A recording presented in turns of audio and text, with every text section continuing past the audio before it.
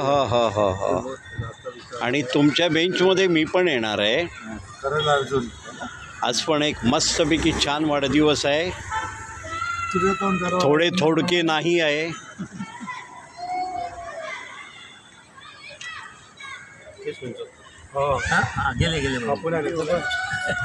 ही सगळी तरुण मंडळी जमलेली आहेत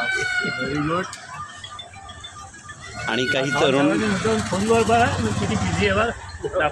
आयडिया आहे. लाईट नाही काय नाही. वरती बघावं जरा माझ्याकडे. हां, छान दिसत आहेत, शोभत आहेत. आजचा बड्डे बॉय 77 पूर्ण, 78 उद्यापासून चालू. वा वा वा. आमचं एक मित्रत्वाचं जवळचं नातं जोडलेलं आहे. इथे मी जेव्हा केव्हा येत असतो तेव्हा ते उठून मला हात देतात खाली बसण्याकरता. जाताना सुद्धा हातात हात घेऊन मला मदत करतात जाण्यायेण्यात. हा हात जो आहे ना माणसाचा अवयव हा फार संवेदनशील आहे. मित्रत्वाकरता, मित्रत्व जोडण्याकरता हाताची फार गरज आहे. हात मिळवला, ज्या व्यक्तीशी आपण हात मिळवतो त्या व्यक्तीच्या हृदयाच्या आणि आपल्या तारा जुडतात आणि मित्रत्व निर्माण होतं. तर असं मित्रत्व हे दररोज माझ्याशी जे नातं आहे मित्रत्वाचं हे द्विगुणित करत असतात. त्यामुळे एका दिवशी मी त्यांना म्हटलं, अहो पुण्य हे ऋण मी केव्हा फेडणार. ते म्हणाले, नाही हो, आमचं कर्तव्य आहे, आमचं कर्तव्य आहे. पण मग नंतर माझ्या मनामध्ये विचार आला की हे मित्राचं ऋण फेडू नये. एकदम बरोबर.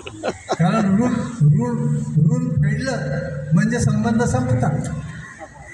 हे संबंध असेच जर टिकून राहायचे असले तर जो हात आपण मित्रत्वाचा त्यांच्याशी पुढे केलेला असतो तो हात तसाच राहिला पाहिजे. आणि ह्या हृदयाच्या दोघांच्या हृदयाच्या ज्या तारा आहे ह्या जुळल्या पाहिजे. त्याच्यामधून एक आनंद झंकार निर्माण झाली पाहिजे. म्हणून मी त्यांना म्हटलं की मी मनातून म्हटलं की बा ह्या आपल्याला यांचं ऋण काही विसरायचं नाही. आणि ही जी कल्पना माझी आहे ही एकट्या हुंड्यांपर्यंत मर्यादित नाही आहे. ती इथे आपण बसलेले सर्व लोक मंडळी आहेत, हे लोक, ही मंडळी मला जी वागणूक देतात इथे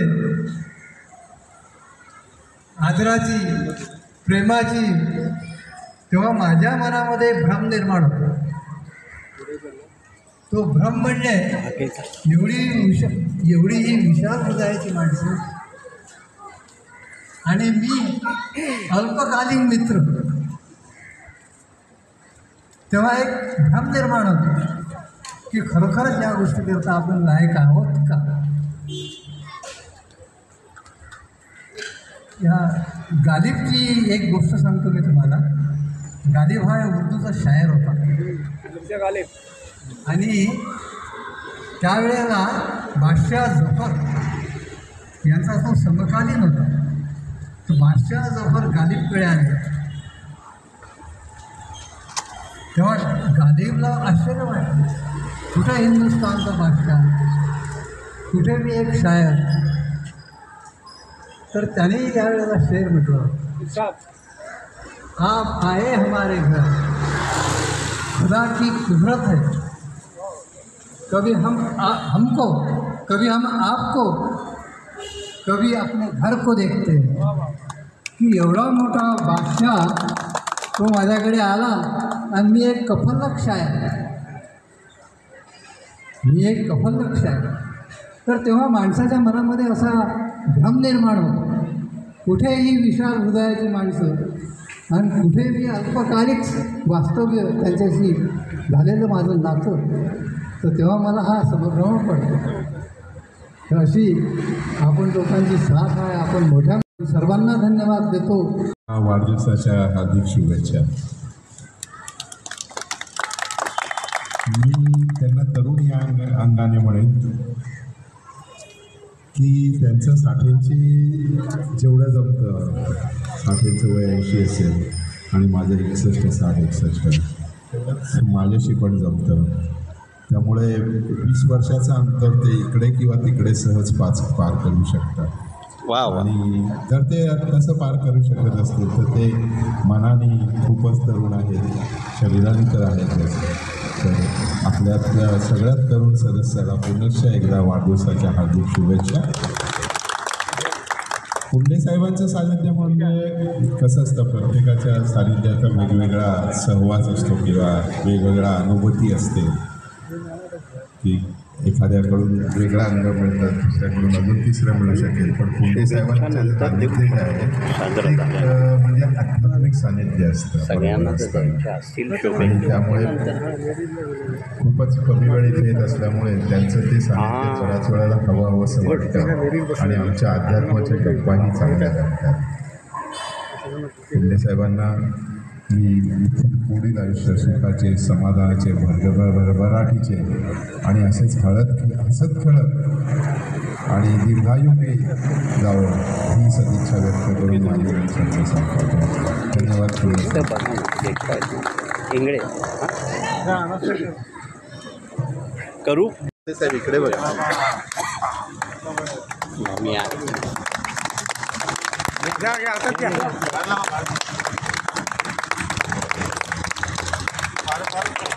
लावता 2 मिनिटं.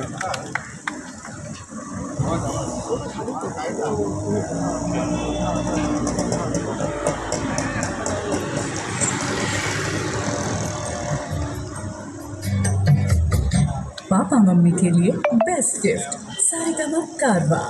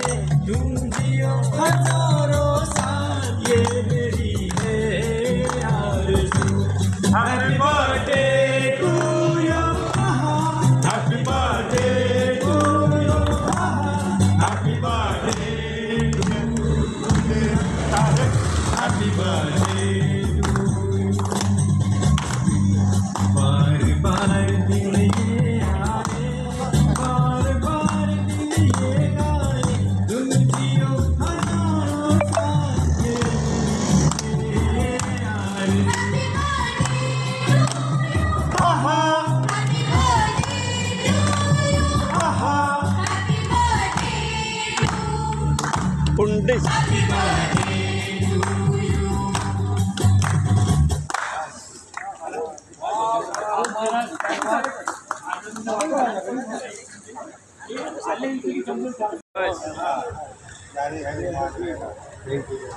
हां ते चालेल.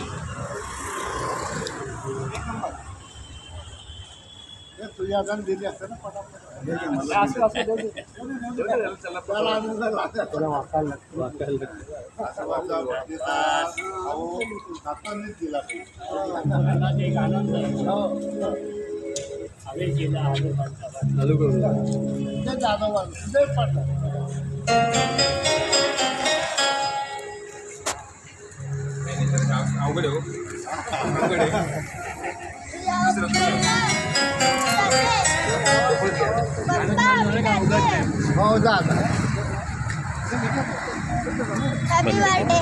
बंद येईल कोणतं गाणं हे सतीश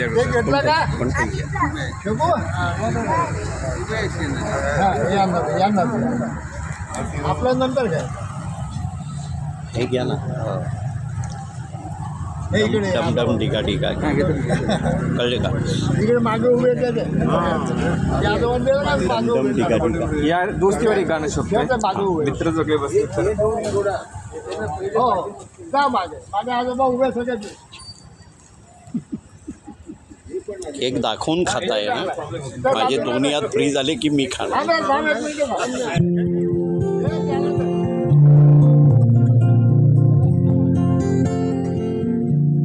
कोणतं काढलं?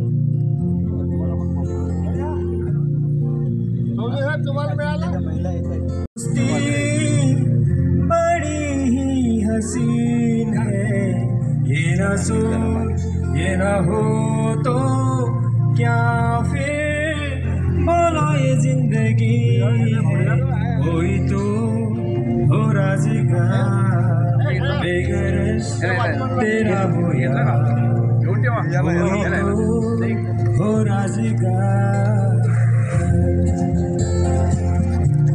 मी तुम्हाला भेटायला हात केला. अच्छा अच्छा अच्छा. हे आमच्या सिनियर सिटीजनच्या ग्रुपवर येईल. Okay okay okay. ये ना हो तो क्या फिर, बोलो ये जिंदगी है, कोई तो दिलबर हो यार, जिसको तुझसे हो प्यार, कोई तो दिलबर हो यार. वाह.